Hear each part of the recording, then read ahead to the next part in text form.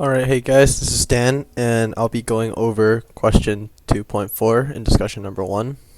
This question asks you to write the function and add, and this seems like a pretty confusing question, so let's just try to take a look at what it's asking for first.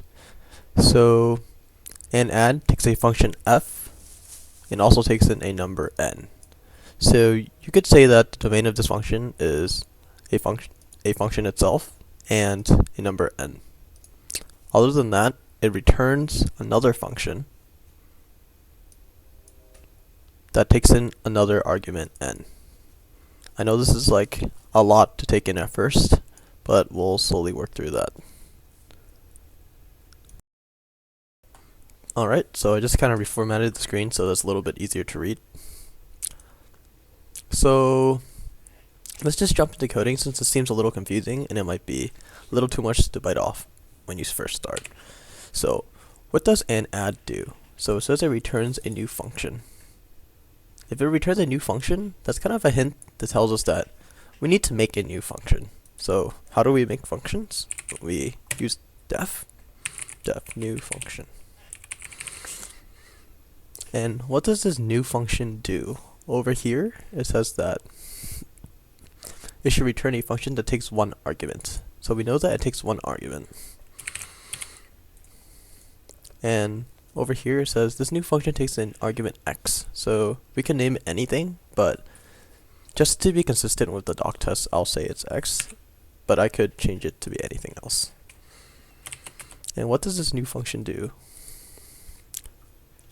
Well, over here it says it does the same thing as function f, except also adds n to the result.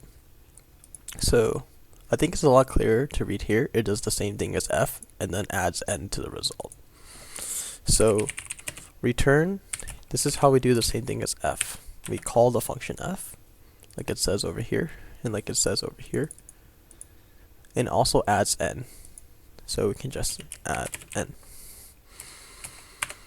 So at this point, we already created this new function, and it does exactly what it's supposed to do. Now the question is, how does and add return this function? Well, to return this function, we can simply just return it. And now you may be wondering, why won't this error out or anything? Because you're not returning a number like you normally see, or a string. But in this case, or in all cases, you can always return anything that you'd like. So just in this case, we're returning a function, and this function will be new function, the function that we wanted to do. So we basically did everything that we were expected to do. We wrote a function that takes in a function and an integer. And then we returned a new function, and this new function takes in a number, applies the previous function to that number, and then adds the n that we had to begin with. So just to show you that this works, we'll go through some tests along with the doc test as well. Yeah, so let's just start testing. So I quickly define these functions: square, so it returns the square of a number, and subtract 5 returns subtract 5 of a number. So let's go ahead and run the doc test first for the existing function. So as you can see, there's 3 tests in here, and all 3 tests pass, and that's just like, oh yeah, your function is passing the doc test, great. But what if we're not too sure of whether our function is actually working? Let's just try it out. So let's look at what we have defined. So we have square and sub. So I guess we could do something like our like the doc test that we had. So let's say our function is equal to and add square of 10.